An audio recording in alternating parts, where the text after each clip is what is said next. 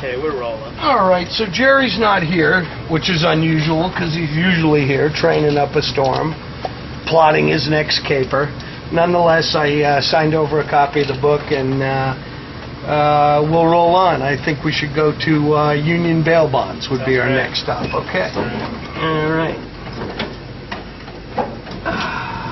Like one trick that I use for trying to establish truth,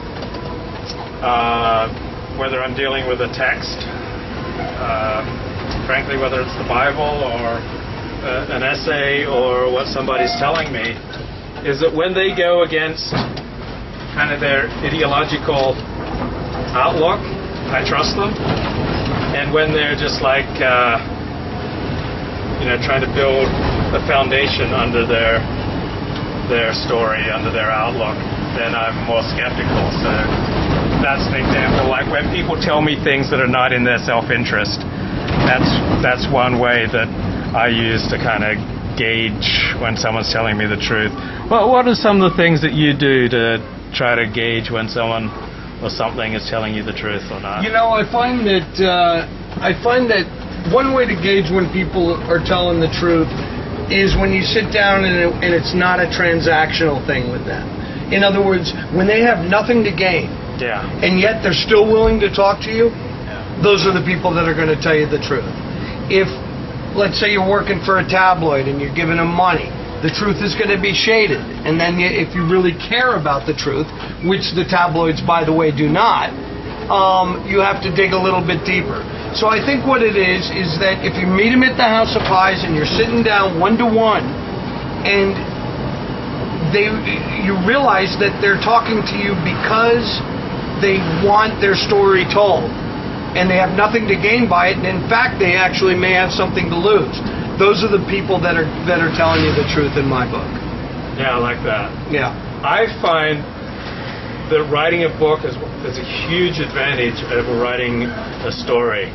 People are so much more eager to talk to you for a book, and they are so much more open and less agenda-driven.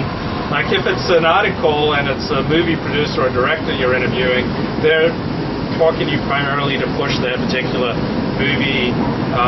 But when you give them the sense that you want to hear their whole story and you don't have a particular agenda and you're doing a book, what do you find? Do you find a difference when you're writing a book versus you're turning out an article for the New York Times on this particular movie? Yeah. Well, as an anecdote, Luke, I'd say about I'd say 6 out of my 10 primary sources in this book. That's with over 100 interviews for this book. 6 out of the 10 primary ones were wondering when I was going to do their book. Everybody's got a story to tell, Luke. Everybody's got a story to tell, and there's a certain prestige element that comes with. I'm working on a big nonfiction book, and they're like, they see that you're interested in them, and then they're like, wow, they all want to sit down again. And you know what? Some of those people, I'll be glad to hear them out, because there may be a book there. We're looking for Spalding. I'm trying to think. We're at Gardner in Santa Monica. I'm a little confused. It's either left or right. I believe it's left. Let's try left. So I think, there is... Got it. Thank you.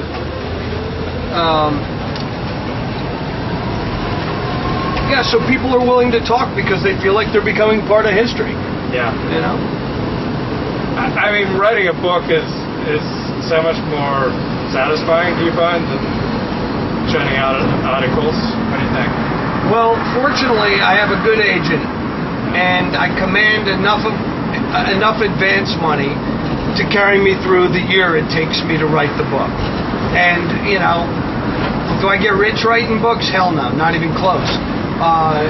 But at the same time, I'm focusing on one story for an entire year, rather than out there being the $2-3 a word print journalism whore, chasing stories every other week to stay ahead of the rent. This allows me to live for the time it takes to do it, so that's not half bad. I think I led you in the wrong direction. That's okay. I'm going to shoot that, and we're going to come up Spalding. If I may ask, what's the most amount of money you've made in a year? That's only. I'm only going to answer what's the most amount of money I ever made in a year. As long as you ask me what's the least amount of money I've made as a professional. Yeah. I'd say the most I've ever made in a year is around $200,000. Now, ask me. Okay. In the last 15 years, last 10 years, what's the least amount of money you made in a year? I'd say $3,700. Honest to God. What would you say you've averaged over the last 10 years? You know, this is fine with me me answering this because you know I don't base my self-worth nor anybody else's on what their income is. I'd say average somewhere between 50 and 60. Okay.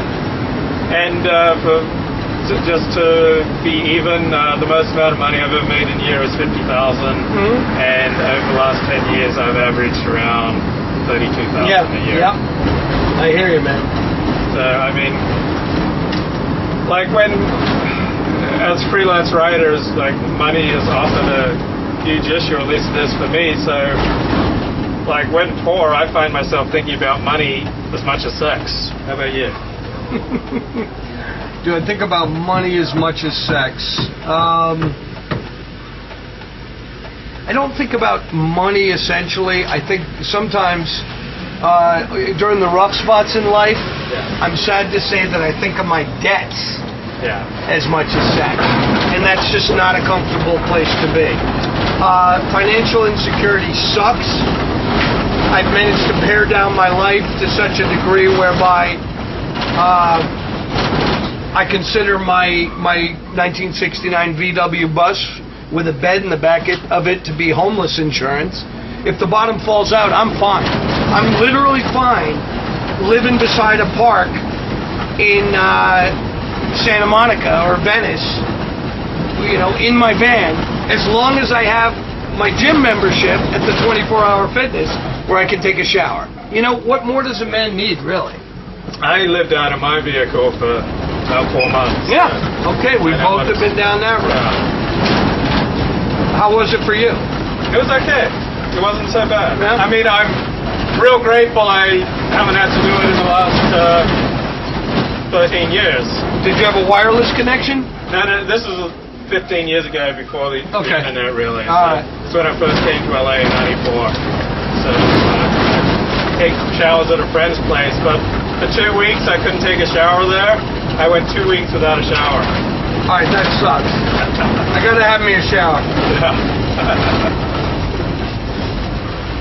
I guess the next best thing to not having a shower would be, you know, bathing in the fountain in MacArthur Park. Yeah, well, I used the I think Rexford Park or Roxbury Park in Beverly Hills. I pop in there, but the attendants yelled at me for washing my hair in the sink because it like kind of spilled water on all over their floor and made a bit of a mess. Yeah, I wash my hair every day.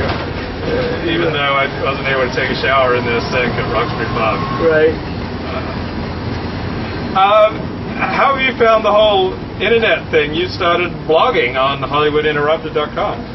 Yeah, HollywoodInterrupted.com emerged as a result, kind of a holding place for that book I did in 2004-2005 with Andrew Breitbart of the Drudge Report.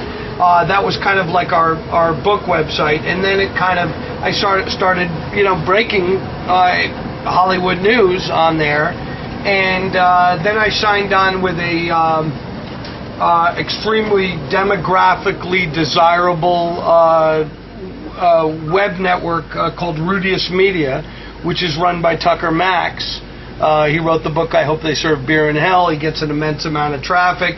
He's got a ton of fans, so I'm one of his writers on this blog network that he created.